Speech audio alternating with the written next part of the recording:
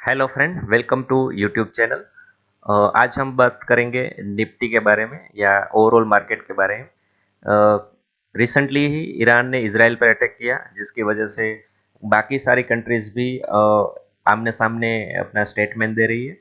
और इसका Indian market के क्या इफेक्ट रहेगा, उसके बारे में हम चर्चा करेंगे। सबसे पहले निफ्टी की अगर रिट्रेसमेंट देखें या डाउन साइड देखें, तो रिसेंट हाई से अगर देखें तो करीबन 4% के आसपास उसका अभी डाउन साइड चल रही है रिसेंट हाई से। इमीडिएट सपोर्ट जो हम देख सकते हैं। और दूसरा एक सपोर्ट जो है करीबन 5.47% के आसपास है, जो मेरे हिसाब से ये एक स्ट्रॉन्ग सपोर्ट है। अगर वो भी सपोर्ट टूटता है तो दूसरा अगर जो सपोर्ट है निफ्टी का, वो अगर रिट्रेसमेंट करे तो करीबन 8.8%। अगर ये पास्ट में अगर निफ्टी का इस टाइप का रिट्रेसमेंट देखे तो कितना हो सकता है, अगर एक बार एक एनालिसिस थोड़ा करें तो ये पास्ट में इधर से भी एक रिट्रेसमेंट आया था, तो करीबन 3% था। इसके आगे अगर देखें तो ये भी 3% का था। इसके आगे अगर देखें, ये 7% का था।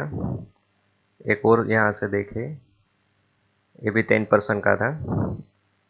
और यहाँ से भी देखें, ये थोड़ा बड़ा था, जो कि एक काफ़ी एक कोविड के बाद एक बड़ी रैली थी, तो थोड़ा मार्केट यहाँ साइडवेज था।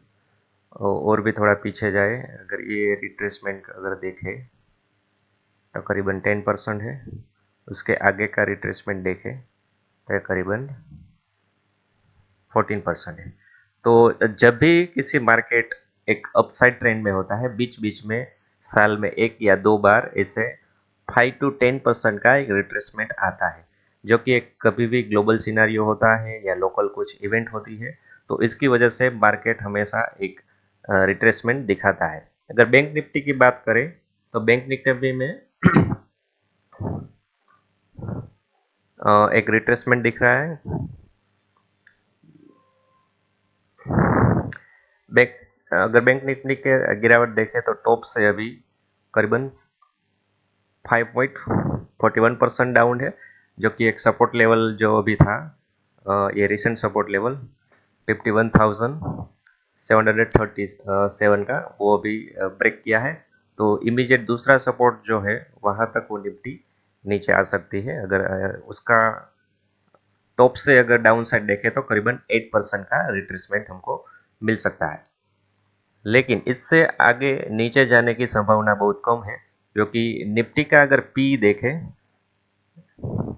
बैंक निफ्टी का स्पेशली, तो लोएस्ट लेवल पे अभी चल रहा है, अभी 14 है। अगर पास्ट ट्रैक रिकॉर्ड देखें पीई में, तो अभी ये 1 ईयर का अभी लोएस्ट लेवल पे है। आप एक रेंज में देख सकते हो, अपर रेंज यहाँ 16 के आसपास है। अगर 3 ईयर का भी देखें तो अभी लोएस्ट लेवल पे बैंक निफ्टी चल रहा है। मतलब कि ओवरऑल बैंकिंग स्टॉक है वो अंडर वैल्यू स्टॉक है, और इसकी वजह से बैंक निफ्टी यहाँ से नीचे जाने की संभावना बहुत कम है। और बैंक निफ्टी अगर नीचे नहीं जा रही तो निफ्टी भी उससे नीचे जाने की संभावना कम है, क्योंकि निफ्टी का 40% जो पार्ट है करीबन, वो बैंक निफ्टी से बना हुआ है। तो ओवरऑल जो मार्केट है वो प्रेशर में रह सकती है, लेकिन इससे नीचे जाने की संभावना कम है, अनलेस कि इतना ग्लोबल जो वॉर है वो काफ़ी सारी कंट्रीज इन्वॉल्व हो जाए, तो बात कुछ अलग ही हो जाती है। कम लोग बचेंगे, मार्केट भी पूरी तरह से क्रैश होगा, लेकिन वो ऐसी संभावना बहुत कम दिखती है। तो दूसरी एक और बात कि इसराइल और अगर ईरान की अगर हमारा बिजनेस ट्रेड देखे, अगर गूगल में सर्च करें तो बहुत ही कम मिल रहा है। इसके बजाय हम यूएस या अफ्रीकन कंट्रीज, दूसरी कंट्रीज में देखें तो मोर देन $200 मिलियन यूएसडी में हमारा बिजनेस है।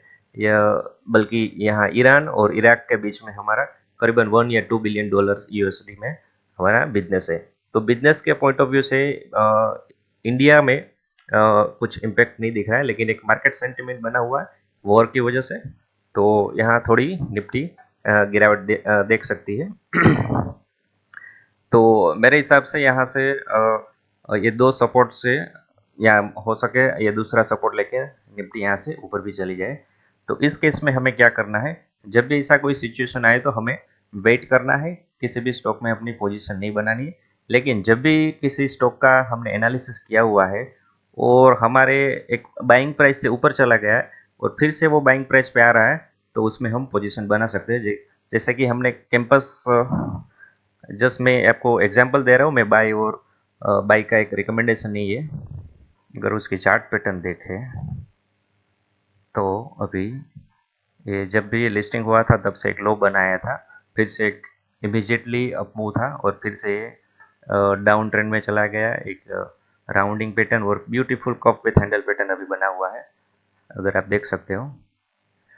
मैं अगर ड्रॉ करके आपको दिखाऊँ, सॉरी ये हेड एंड शोल्डर पैटर्न है, इसे complex head and shoulder pattern कर सकते हैं। लेफ्ट शोल्डर है, हेड है और ये राइट शोल्डर है। और यहाँ से स्टॉक ने ब्रेकआउट भी दिया, लेकिन मार्केट का ओवरऑल सेंटीमेंट की वजह से यहाँ से स्टॉक रिट्रेसमेंट में आया। तो अभी ये पूरे तरफ बाइंग जोन में है। यहाँ से अगर हम बाई करते हैं तो करीबन 31% का हमें गेन मिल सकता है, अगर ये रिसेंट नेक्स्ट रेजिस्टेंस के ऊपर हम उसका सेल पॉइंट रखें। तो इस तरह सा रिलायंस में भी ऐसा एक अगर आप देख सकते हो, यहाँ एक रिट्रेसमेंट बना हुआ है। रिसेंट जो ब्रेकआउट दिया था उससे एक अपर लेवल से अगर देखें तो करीबन